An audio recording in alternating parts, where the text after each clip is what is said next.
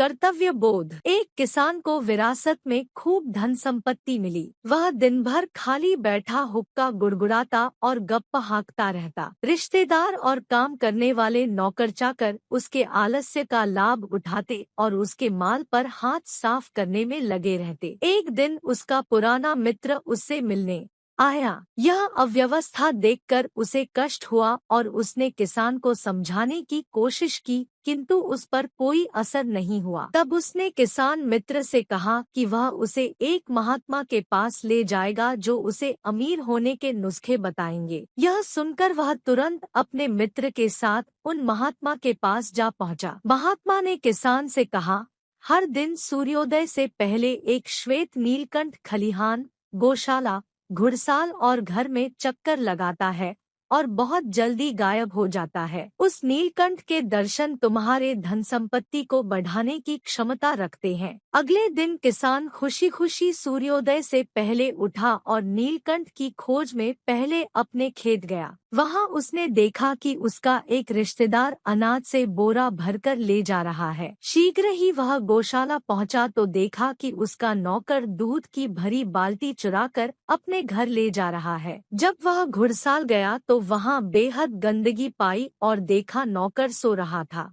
अगले दिन भी कुछ ऐसा ही हुआ। किसान के रिश्तेदार और नौकर अब सजग होकर अपना काम ईमानदारी और फुर्ती से करने लगे। अब किसान आलस्य मुक्त और स्वस्थ हो गया, लेकिन उसे श्वेत नीलकंठ के दर्शन नहीं हुए। उसने महात्मा से जब यह बात कही तब उन्होंने कहा, तुम्हें उसके दर्शन तो हो गए, लेकिन तुम उसे पहचान नहीं पाए। वह श्वेत नीलकंठ कर्तव्य है।